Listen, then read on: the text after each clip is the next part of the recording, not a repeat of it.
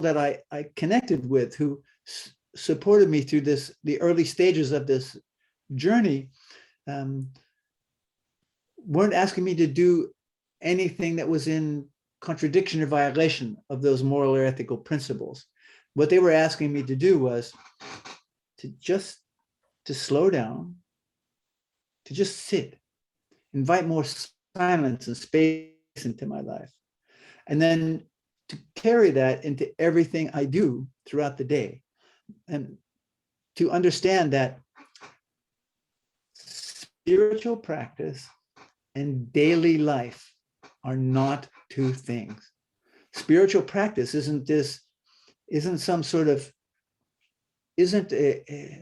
image of a transcendent experience. And my life doesn't want to be transcended. My life wants to be lived. And my suffering was preventing me from living that life. And so as I become more conscious of the karma which I've inherited and the karma I created out of that, the more opportunities I have to stop doing those things which are not productive. They're not helpful to me, and they're not helpful to the society I'm a part of. So if I were to ask you, what is your daily spiritual practice, you would probably say just living. Well, actually, there are disciplines, there is a structure to it. That it's true, what you just said is true. And the structure is that when I get up in the morning, first thing I do before I do anything else, I make my bed. And then I sit. I've been given this posture. The way I sit is very important to the process. It's like you can't just do whatever you want and call that meditation. I mean, you can, but it doesn't make it so.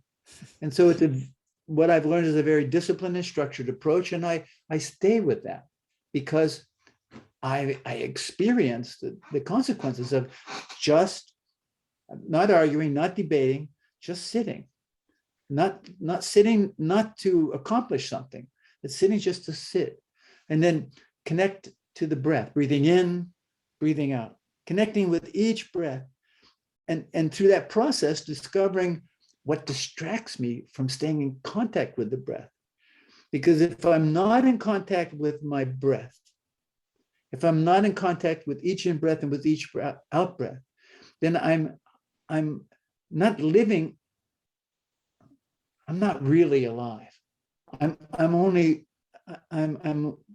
going through a life that's dictated to me by the karma which I've inherited.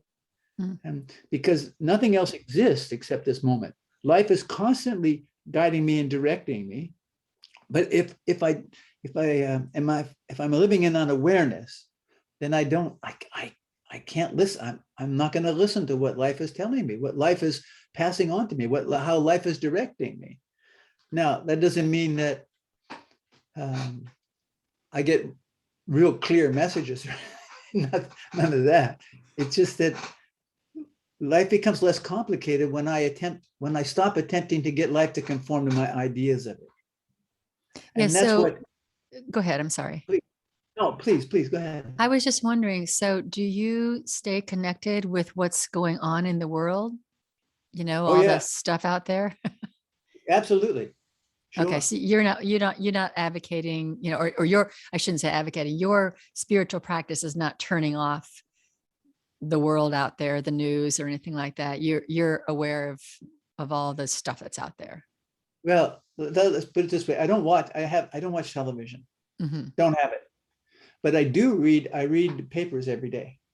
So every morning, every evening. And I read several different news sources, not only from the US, but from different, I get some English language news sources out of South America and out of Europe.